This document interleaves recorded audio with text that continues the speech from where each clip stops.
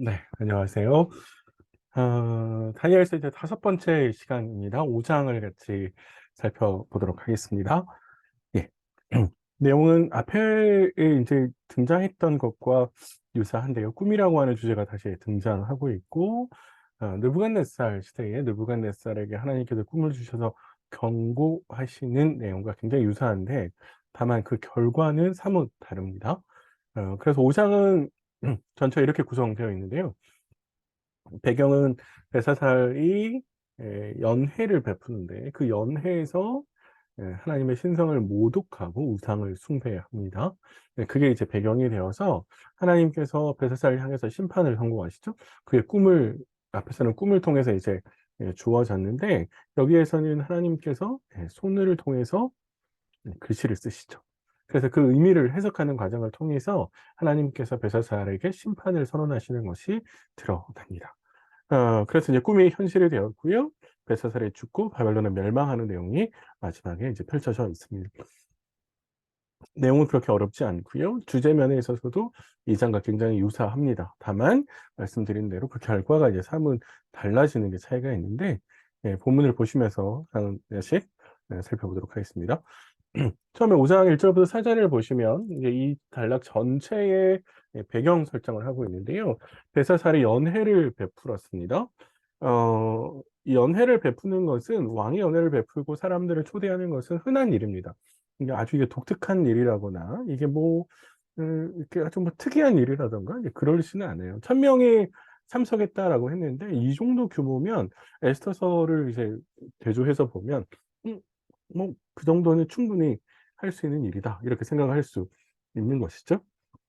그래서 연회를 베푸는 것은 문제가 되지 않는데 문제가 되는 것은 연회 안에서 벨사살이 한 행위가 이제 문제가 되는데요.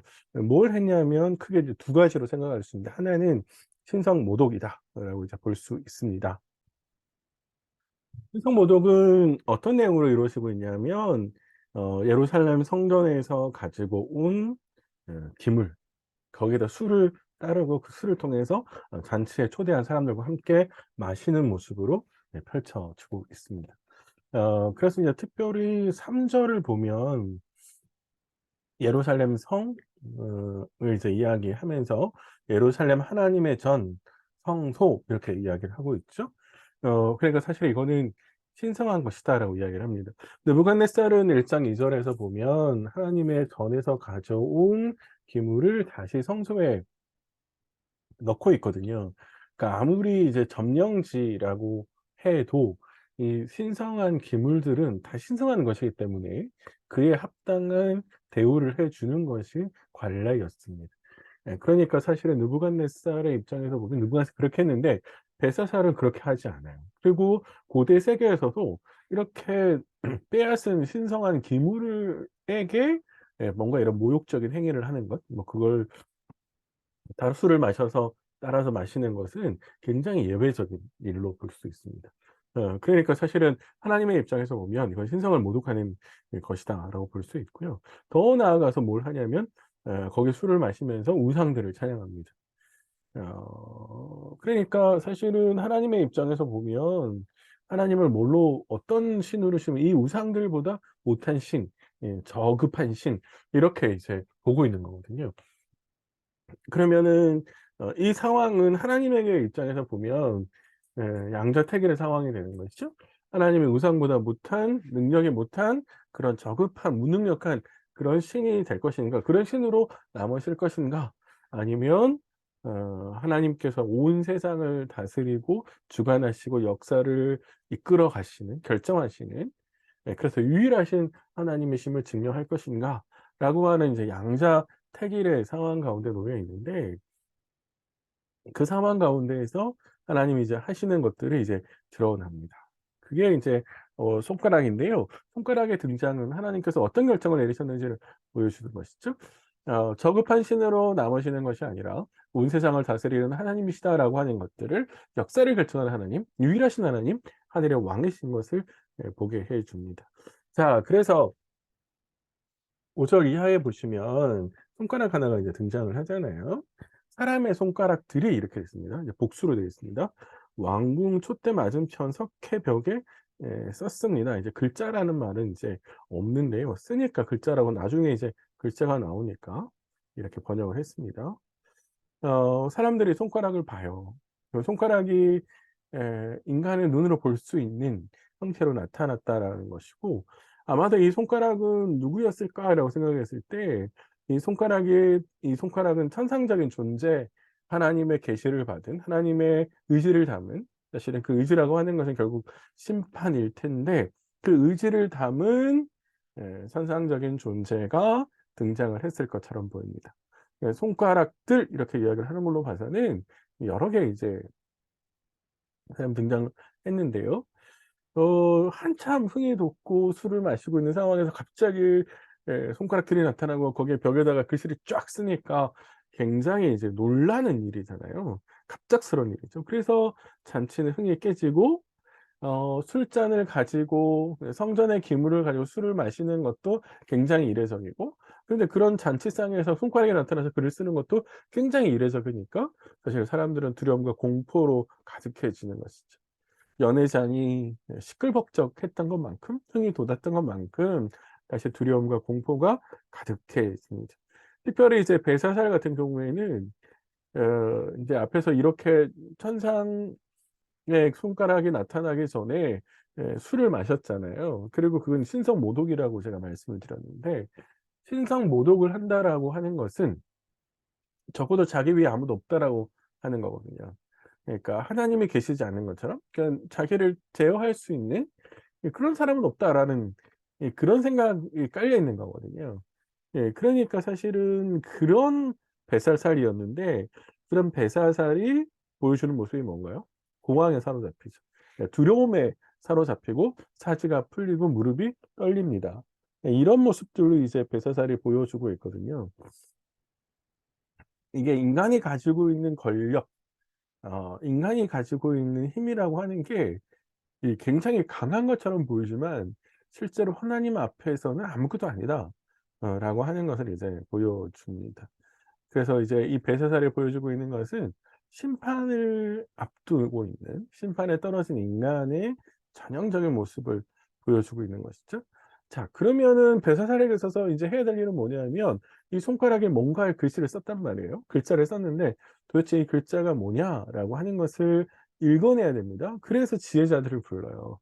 제가 지혜자들이라고 말씀을 드렸는데 우리 성경에 보면 술객, 갈대아, 술사, 점쟁이, 지혜자들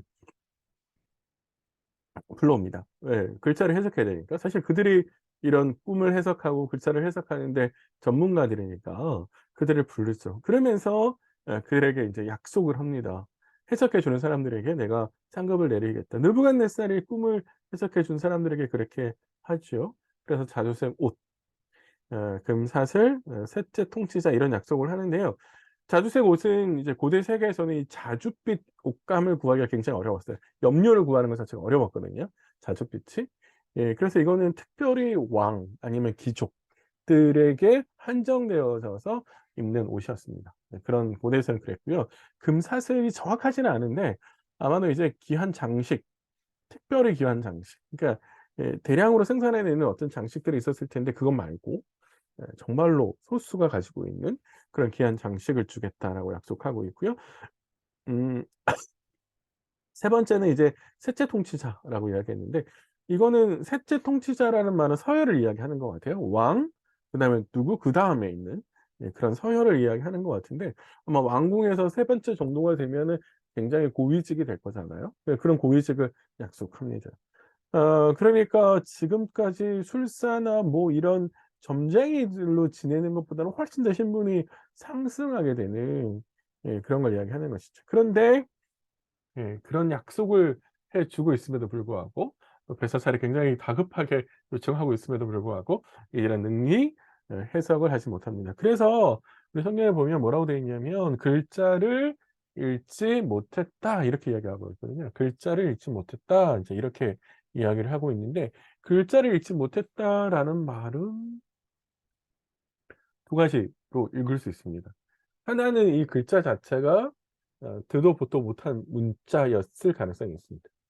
예. 그러니까 굉장히 비밀스러운 글자니까, 비밀스러운 문자니까 아예 이게 뭔지를 모르는 그런 상황일 수 있고, 두 번째는 글자는 어떻게든 읽겠는데, 이 단어를 읽어내긴 하겠는데 이 단어가 가지고 있는 의미를 이해를 못할 수 있을 것 같아요. 네. 근데 나중에 다니엘이 이 글자를 읽는 거를 보면 아마도 이제 첫 번째 비밀스러운 문자였다라기보다는 그 의미, 그 단어를 읽긴 하겠는데 그 단어가 내포하고 있는 의미를 잘 모르지 않았을까라는 생각이 들고요. 여기와 관련해서 또 하나 이제 추론할 수 있는 건 뭐냐면 어 바벨론이 썼던 문자와 이스라엘 백성들이 썼던 문자가 이제 다를 수 있거든요. 그런 의미에서도 차이가 있을 수 있을 것 같습니다. 하지만 궁극적으로는 그들이 모르는 게 굉장히 다양한 이유는 뭐냐면 이게 하나님께서 알려주시는 거잖아요. 그리고 하나님의 알려주시는 은밀한 것은 하나님이 알려주시기 전까지는 알 수 없는 내용이거든요. 그게 이제 계시라는 말을 우리가 쓰는데 계시는 하나님께서 간직하고 계신 것이고 그래서 하나님께서 알려주시기 전에는 알 수 없는 인간의 지혜로는 알 수 없는 그게 바로 계시가 되는 거죠. 나중에 다니엘이 이제 해석해 내는데 다니엘도 스스로 알 수 있는 내용이 아니라 하나님께서 알려주시기 때문에 알 수 있는 것이다라고 이제 볼 수 있을 것 같아요. 야 그런데 해석을 능히 못하니까 벨사살이 굉장히 번민해요. 얼굴빛이 변해요. 귀족들도 다 놀라요. '이걸 어떻게 하나.'라고 해서 그때 등장한 사람이 이제 10절 이하에 보면 왕비가 등장을 하는데요. 그냥 왕비라고 했으니까 왕비하면 왕의 부인이라고 이제 저희가 이야기를 할 수 있는데 이분이 쭉 이야기하는 걸 봐서 왕궁의 오랜 역사를 알고 있잖아요. 그 연륜이 있다라고 하는 뜻으로 이해할 수 있고 그래서 아내가 아니라 어머니일 가능성이 있습니다. 그래서 모후라고 하죠. 그래서 아마 모후가 제안을 하는 것 같고 고대 세계에서는 인제 모후가 가끔씩 뭐 특별한 제안을 할 때 왕에게 나와서 제안을 할 수 있는 것들이 이제 종종 있었다고 합니다.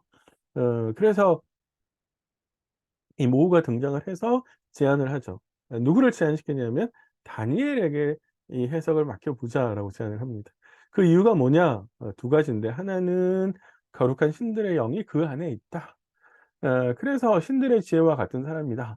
만약에 그러니까 이게 이렇게 일맥상통하죠. 신들이 준 하나님이 준 글자니까 신들의 지혜를 가지고 있는 사람만이 해석할 수 있을 거다. 이런 이야기를 하는 건데 두 번째는 박수와 술객과 점쟁이의 어른이다.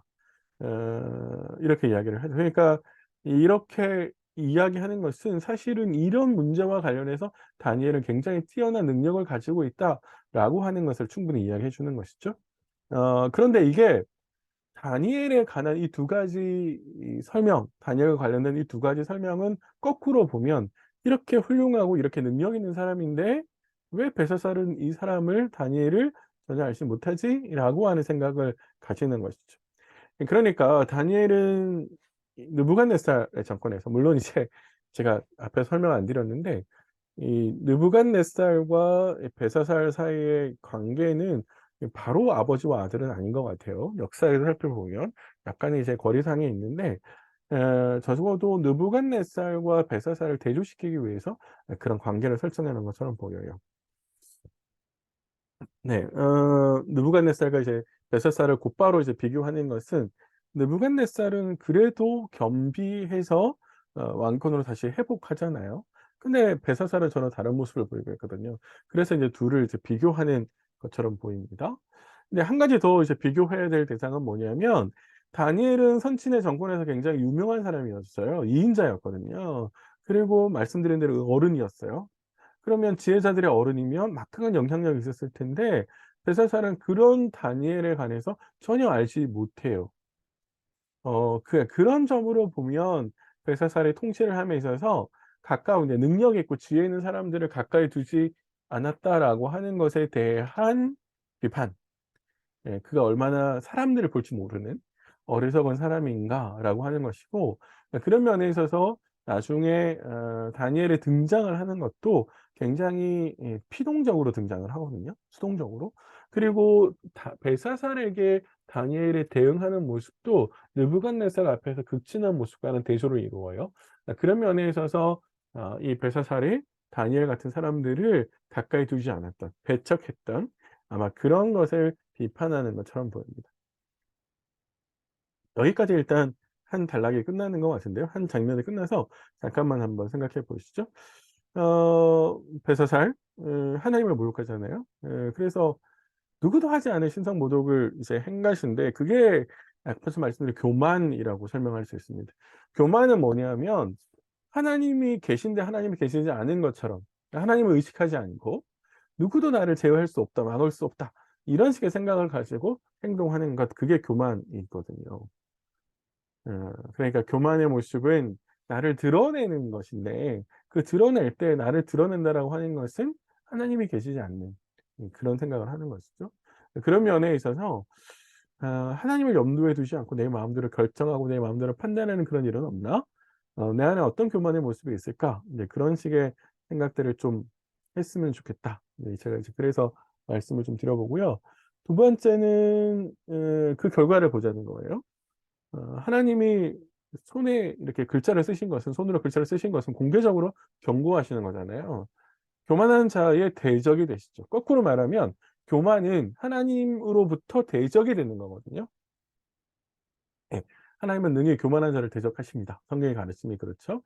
그러니까 그런 면에 있어서 교만해진다라고 하는 것은 하나님의 대적이 되는 거다. 반대로 하나님 편에 서려면 어떻게 해야 돼요? 겸손해야죠. 예. 그래서 교만은 하나님 맞은편에 쓰는 것이고 겸손은 하나님 편에 쓰는 것이고, 예, 그런 면에 있어서 인제 내 안에 그런 교만이 하나님의 상대편에 서는 거다라고 하는 점을 좀 기억했으면 좋겠고요. 하나님의 지혜를 이제 읽지 못했던 세상에 관해서도 생각해 보셔야 됩니다. 바벨론의 술사들은 하나님께서 계시하기 전에는 알 수 없는 것이고, 그래서 그들은 세상에 있는 것들은 하나님 지혜를 읽을 수 없거든요. 근데 그 읽을 수 없는 내용이 뭐였냐면 당장 눈앞에 닥친 심판이잖아요. 하나님께서 그날에 벨사살을 죽이시거든요. 그런 면에 있어서 보면 세상의 어리석음, 세상의 한계, 세상의 무능, 세상은 우리를 구원할 수 없다라는 겁니다. 세상을 따라가지 않아야 되는, 이게 좀 굉장히 모호하게 들릴 수 있는데 제가 좀 더 쉽게 말씀을 드리면 세상이 추구하는 가치, 예, 예, 그걸로 따라가서는 우리 인생의 목표가, 인생의 방향이 뭘 추구하느냐라고 했을 때 우리가 흔히 말하는 하나님을 모르는 사람들을 추구하려고 하는 그런 삶의 모습, 방향, 좀 더 편안한 삶으로 에 집 더 크게 집을 사는 게 나쁘다는 게 아닙니다. 돈이 있는 게, 저축하는 게 나쁜 게 아니에요. 그게 목표가 되는 게 문제예요.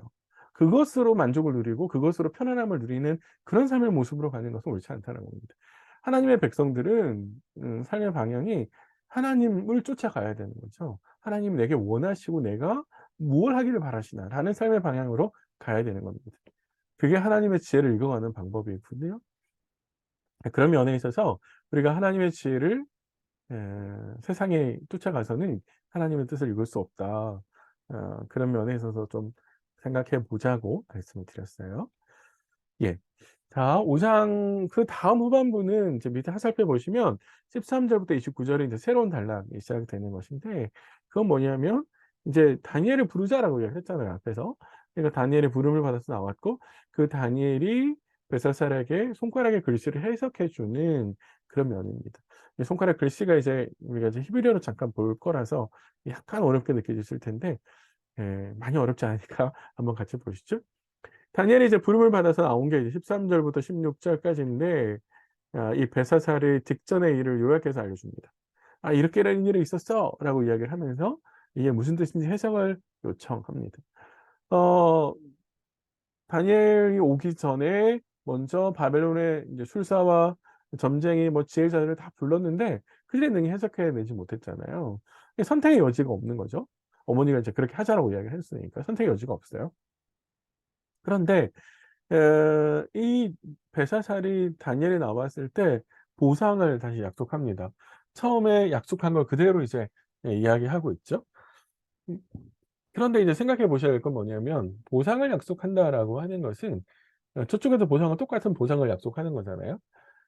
그러면은 바벨론의 지혜자들과 다니엘을 동급으로 생각하는 거죠.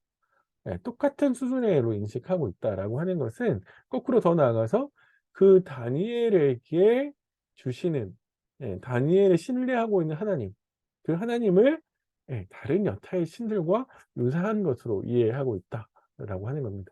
이런 점에 있어서는 사실 느부갓네살과 굉장히 차이가 있는데, 느부갓네살은 하나님을 향해서 천지 하나님이다라고 고백을 했잖아요. 그런 면에 있어서 느부갓네살에 비교해 보면 벨사살은 굉장히 어리석음이 이제 드러나는 대목이 또 하나 살펴볼 수 있고요. 더 나아가서는 이제 "술객의 어른으로 인정하지 않는다."라고 하는 것은 그냥 평범한 잡혀온 유다 자손 중에 하나다 이렇게 인식을 하는 것이죠. 그러니까 느부갓네살은 하나님께서 세상을 움직여 가시는 분이다라고 하는 것을 나중에 인정하게 됐는데, 이 벨사살은 그걸 인정하지 않고 있다. 이렇게 이제 생각할 수 있는 것이죠. 그래서 인제 다니엘이 왕의 부름을 받아서 나왔고, 왕의 제안을 들었고, 왕의 요청을 들었습니다. 자, 그리고 나서 이제 이야기를 할 텐데, 다니엘의 답변은 크게 두 가지예요.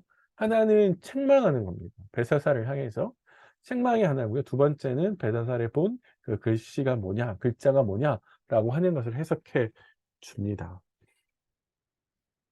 처음에 다니엘은 나와서 상급을 거절해요. 그러면서 나아가는데, 이거는 아까 잠깐 말씀드렸지만 이 벨사살 왕과 다니엘 사이의 긴장감, 적어도 다니엘은 알고 있었지만, 다니엘은 벨사살을 충분히 알고 있지만 벨사살은 다니엘을 배척했기 때문에, 드리지 않았기 때문에 이제 그런 것 사이에서의 긴장감이라고 볼 수 있고요. 그리고 느부갓네살과 달리 점점점 다른 방향으로 가는 것에 대해서 아마 굉장히 불편한 마음을 가지고 있었을 것처럼 보여요. 하지만 거꾸로 "그거 없어도 내가 해석하겠다."라고 하는 것은 자신의 해석에 대해서 확신을 가지고 있다, 자신감이 있다라고 하는 것을 보여주는 것이죠. 고대 세계에서는 대가가 어떠냐, 좀 대가를 아주 크게 해 주냐, 대가가 적냐, 살해를 많이 해 주냐 그렇지 않느냐에 따라서 해석이 달라졌어요. 이 지혜자들이 알고 있으면서 이 해석, 그러니까 좀 더 많은 대가를 받기 위해서 아마 이제 밀당을 한 것처럼 보입니다. 그런 기록들이 있다고 해요. 그러니까 근데 "그걸 하지 않겠다."라고 지금 다니엘이 이야기하는데, 다니엘이 그렇게 하지 않는 이유는 뭐냐면 아마 이러지 않았을까요? 다니엘은 자신의 능력으로 이걸 알고 있는 게 아니었거든요. 앞에서 말씀드렸듯이 하나님의 계시예요. 하나님의 의지란 말이에요. 하나님의 의지는 하나님이 알려주는 거잖아요. 그럼 다니엘이 이거를 자기가 알고 싶다 그래서 알 수 있는 게 아니죠. 네, 그런 면에 있어서 자기가 한 게 없단 말이에요. 그러니까 다니엘은 받을 필요가 없다라고 생각을 하는 것이고요. 이전과 비교했을 때 지금 여기에 나오는 거 보면 이 글자가 뭔지를 다니엘은 미리 알고 들어온 것처럼 생각되어져요. 그거는 오기 전에 하나님께서 미리 다니엘에게 알려주셨다라고 저희가 생각을 해야 될 것 같아요. 이상에서도 이제 꿈을 해석할 때 그렇게 하잖아요. 하나님이 알려주셔서 알 수 있잖아요. 자, 그러면서 그 글씨를 왜 하나님이 보내셨냐라고 하는 것에 대한 배경을 책망을 통해서 이야기해 주는데, 크게는 이제 느부갓네살의 경험을 통해서 이야기합니다. 느부갓네살이 어떤 사람이었습니까? 굉장히 교만한 사람이었어요. 근데 하나님께서 그 교만한 사람들의 교만을 꺾으셨죠. 그래서 폐위시켰습니다. 근데 다시 하나님이 복귀시켰죠. 복권시켰습니다. 그러니까 사실 느부갓네살이 경험한 폐위와 복권이 가지고 있는 그 사건은 권력자가, 왕이 어떤 태도를 가져야 되느냐라고 하는 걸 보여줌과 동시에 왕의 권력이 한계가 있다라고 하는 것을 보여주고, 또 나아가서 하나님이 정하신 선을 넘어갈 때는 하나님께서 징계하시고, 그 징계를 통해서 일깨우시고, 일깨움을 통해서 회복시켜 나가시는 거죠. 그러니까 느부갓네살은 이런 것들을, 느부갓네살의 사건은 사실 이런 것들을 다 보여주는 것인데, 문제는 벨사살이 이걸 몰랐냐? 벨사살이 충분히 다 보고 알았었다는 거예요. 그런데 그 느부갓네살의 사건을 통해서, 느부갓네살을 통해서 아무것도 배우지 못했다라고 하는 것이 하나 드러납니다. 두 번째는 배우지 못했을 뿐만 아니라 더 나아가서 진짜 권력을 갖고 계시는, 모든 것을 결정하시는 그 하나님을 모독하는 행위, 그래서 그 하나님을 모독하는 행위가 더 나아가서 우상을 숭배하는, 그래서 하나님을 매우 저급한 신으로 취급하는 그런 일들을 이제 행했다라는 것이죠. 한마디로 말해서 벨사살은 굉장히 무지했고요. 굉장히 악행을 저질렀다라고 이야기하는 것이죠. 이게 느부갓네살과 배교를 시키면서 느부갓네살은 겸손하게 자신의 마음을 낮추었는데, 그걸 알면서도 그렇게 행하지 못했던 벨사살에 대해서 굉장히 책망을 하는 이야기로 하는 것이죠. 자, 그게 인제 하나님께서 손에 글씨를 쓰게 하시는 책망이지만 동시에 배경으로 작용하고 있고요. 두 번째, 그러면서 하나님이 쓰신 글자가 뭐냐라고 했을 때 메네, 메대라고 썼는데 제가 잘못 썼습니다. 메네 데겔 우바르신 이렇게 됩니다. 메네 데겔 우바르신, 이렇게 글자를 썼는데요. 이제 히브리어로 이제 보시면 제가 이제 중간에 위에 글자를 써 드렸습니다. 이 히브리어는 오른쪽에서 왼쪽으로 읽습니다. 그래서 이제 첫 번째 단어가 메네, 두 번째 똑같은 단어 메네를 썼고요. 사실 인제 그다음 단어 테겔입니다. 인제 우리가 읽으면 테겔이 되는데, 그리고 우파르신 이렇게 읽습니다. 이제 우리 써는 거는 이렇게 대겔 우바르신 이렇게 썼는데요. 벽에 쓴 글씨는 이거예요라고 이제 느부갓네살님 아니죠. 벨사살에게 다니엘이 이제 이야기해 줍니다. 어 하나씩 글자를 좀 기본적으로 이해를 해 보시면 메네 데켈이라는 말은요. 우리 히브리어의 문화 들어보셨죠? 열문화 이런 비유 있잖아요. 세겔 이런 거 들어보셨죠? 신약에 보면 이러한 것들은 다 화폐 단위나 무게 단위입니다. 그러니까 어떤 무게를 잴 때 쓰는, 우리는 지금 킬로그램 뭐 이렇게 쓰는데, 그런 단위, 중량의 단위고요. 화폐의 단위입니다. 문화와 세겔은 한 문화가 50 세겔 혹은 60 세겔. 약간의 차이가 있긴 한데, 그걸 이야기하는 거고요. 중간에 글자가 우라고 하고 우바르신 이렇게 했었는데, 그 우라고 하는 게 이제 우리의 그리고라고 번역할 수 있는 접속사고, 바르신이라는 말은요. 이게 인제 베레스의 복수인데, 베레스는 또 뭐냐라고 하면 복잡하시죠. 이 베레스는 뭐냐면 문화의 절반, 문화가 가지고 있는 그 값의 절반 혹은 세겔의 절반이라고도 해석할 수 있어요. 이게 약간 정확하지 않은데요. 그렇게 해석할 수 있습니다. 자, 그러면은 벽에 쓴 글씨를 좀 더 쉽게 읽어보면 뭐냐면, 벽에 쓴 글씨는 한 문화, 한 문화, 한 세겔 그리고 반 문화, 이렇게 쓴 거예요. 마지막 끝에 문화는 반 세겔이라고 쓸 수도 있습니다. 어 이렇게 쓴 게 '이게 뭐지?' 라고 이제 우리가 궁금한데, 이걸 보면서 다니엘은 이 글자를 가지고서 알레고리적으로 해석을 합니다. 알레고리 해석은 틀린 거 아닌가요? 그렇지 않습니다. 알레고리 해석을 모든 본문을 다 알레고리로 읽을 수는 없지만, 지금 시도하고 있는 다니엘이 이 글자를 해석하는 방식은 알레고리적이에요. 그러니까 상징적으로 해석을 해요. 유사한 발음의 히브리어 동사를 가지고 오고요. 연상시켜서 그 의미를 끄집어내고, 그러면서 그것이 하나님께서 지금 벨사살에게 주는 메시지입니다라는 식으로 이야기를 합니다. 그래서 이걸 쪼끔만 더 자세히 살펴보시면, 이 메네, 처음에 나오는 메네라는 말은요. 히브리어에 머나라고 하는 동사가 있어요. 이 동사가 가지고 있는 게 뭐냐면 세다라는 뜻을 가지고 있습니다. 세다, 헤아리다 이런 뜻이에요. 이게 뭐냐? 뭘 셌다는 거냐? 이거는 하나님이 시대를 세셨다라는 뜻이에요. 시대를 셌다라는 말은 뭐예요? 시간이 얼마큼 흘렀지? 이런 걸 셌다는 뜻이에요. 그래서 날수를 계산했다라는 겁니다.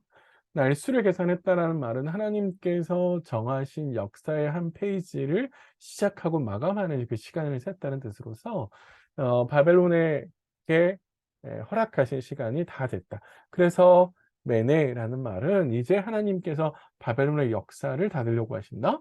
시대가 끝났다. 이런 뜻으로 우리가 이해할 수 있고요. 데겔이라는 말은, 제가 이런 말씀을 드리면 복잡해." 막 이러실 것 같아서, 히브리어에 이제 터칼이라는 말이 있는데, 이걸 또 문법적으로 약간 인제 바꾸어 읽으면 인제 칼날이라는 말을 읽을 수 있습니다. 예.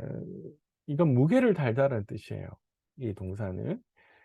성경에서 무게를 단다라고 하는 것은 그 사람이 얼마나 하나님께서 바라시는 삶으로 살았는지를 확인해 보는 작업을 이야기하는 거거든요. 그래서 왕의 삶을 저 오래 달아봤더니 하나님께서 바라시는 것이 얼마나 충족했나 바라봤더니 턱없이 부족해 보였다. 네, 이런 뜻으로 이제 해석을 하고 있고요. 다니엘이 마지막으로 이제 바르신이라는 말은요. 히브리어 퍼라스라고 해서 이렇게 둘을 나누다라는 쓸 때 쓰는 동사가 있어요. 그러면은 왕의 나라 바벨론을 나누실 거다라는 이야기입니다. 거대한 제국이었는데 그걸 이제 반으로 뚝 잘라서 메데바 바사 사람에게 주게 될 것이다라고 이야기를 하고 있습니다. 네, 그래서 나라의 힘이 이제 둘로 나누어지는 것이죠. 그래서 이제 거대한 바벨론이라고 하는 나라가 망했다라고 이야기하는 겁니다. 이걸 이제 보시면 어 바벨론이라고 하는 나라가 시작돼서 멸망하기까지를 보여주는데 이 멸망을 왜 했냐, 왜 멸망할 수밖에 없었냐라고 하는 그 이유를 이 벨사살 왕을 통해서 보여주시는 거죠. 왜? 하나님을 대적했죠. 교만하게 행했습니다. 느부갓네살에서 충분히 경고를 했음에도 불구하고 느부갓네살에게 하나님께서 해 주신 것에 대해서 아무것도 깨닫지 못하고 읽지 못했다라고 하는 점이 작용한 것이죠. 그래서 그 이유를, 멸망의 이유를 보여주는 게 바로 이 본문이다라고 이제 생각할 수 있습니다. 교만해서 하나님께서 치셨다는 거죠. 한 가지 근데 의문스러운 거는 왜 그러면은 느부갓네살한테는 회복의 기회를 줬는데 벨사살에게는 주지 않았냐, 이렇게 생각할 수 있는데 느부갓네살은 처음이죠. 교만해서 하나님 치신 게 처음이고 그래서 몰랐을 수 있어요. 기회를 더 주셨을 수 있습니다. 근데 벨사살은 그렇지 않습니다. 벨사살은 느부갓네살을 통해 충분히 보고 배울 수 있었는데 그러지 못했다. 예, 그러기 때문에 기회를 주지 않으신다라고 볼 수 있습니다. 해석을 했더니 이제 다니엘에게 상급을 지급합니다. 근데 이런 모습들을 보면 느부갓네살가 또 한 번 대조를 이루는데요. 느부갓네살은 깨닫고 난 다음에 겸손했고 그리고 하나님을 찬양해요. 근데 이 벨사살의 입장에서 보면 그냥 주보를 끝나요. 겸손하게 자신을 낮추거나 그래서 이제 다니엘의 해석을 인정해서 더 나아가서 그 하나님께 용서를 구하거나 하나님께 나를 위해 좀 기도해 달라고 부탁을 하거나 "내가 어떻게 하면 되겠니?" 뭐 이런 식의 질문을 전혀 하지 않거든요. 어 그런가 보다. 예, 줬으니까 해석은 인정하지만 '설마 그러려나?' 라고 생각했을 가능성이 있고요. 그래서 결국은 '하나님을 인정하지 않은 것이다.'라고 볼 수 있습니다. 그래서 어떻게 되느냐. 하나님을 인정하지 않은 벨사살은 죽게 돼요. 그날 밤. 어 그날 밤 죽어요. 예, 하나님의 심판이 마지막 때 우리가 있을 거라고 생각을 하는데 그 마지막 때는 벨사살은 오늘이었죠. 그 마지막 때가. 우리가 '하나님의 심판은 마지막 때에 있을 겁니다.'라고 생각을 하면서 하나님이 그 마지막 때에 우리를 뭔가를 하겠다라고 생각을 하는데 그 마지막 때가 각 사람에게 임하는 시기가 다를 수 있잖아요. 그게 우리에게 당장 오늘 지금 이 순간일 수 있거든요. 예, 그러니까 얼마든지 언제든지 주님 부르시면 우리는 가야 되는데 그런 측면에 있어서 '그날 밤이 오늘이 될 수 있다.'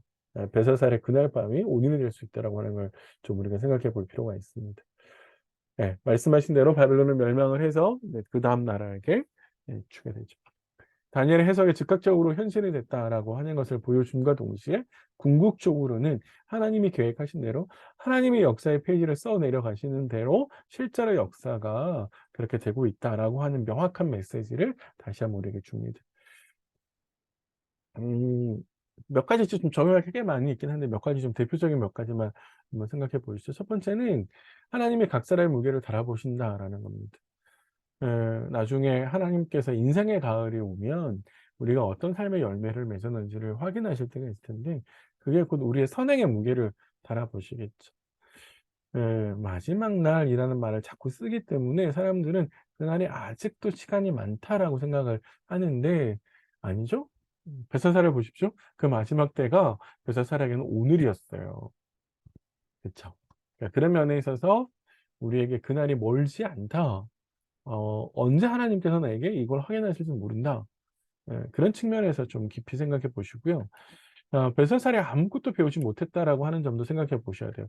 강 건너 불구등한 거거든요. 강 건너 불구경했죠. 그랬나 보다라고 이제 넘어갔죠. 우리는 다른 사람에게 일어나고 있는 어떤 일들을 통해서 아무것도 이제 배우지 못하는 그런 아쉬움, 안타까움이 있을 수 있는데요. 사실 그런 걸 통해서 우리는 성경을 볼 때, 그 성경에 하나님의 경고가 계속해서 등장을 하는데, 예, 그 성경에 있는 이야기는 성경이고 나는 나다라는 식의 반응을 보이는 것은 굉장히 어리석은 것이죠. 성경을 보고도 낮추지 못하는 그런 교만한 마음들, 혹은 하나님께서 징계하고 계신데 "틀렸어." 라고 계속해서 알려주고 계신데, 예, 우리가 깨닫지 못하고 반복하고 있는 죄는 없을까 한번 생각해 보시면 좋겠다 싶습니다. 예. 5 장의 이야기 좀 서둘러서 제가 말씀을 드렸는데요. 메시지는 너무 명확해요. 하나님이 교만한 자를 대적하신다라는 거. 그러면서 하나님의 역사를 주관하고 계신다라는 점입니다.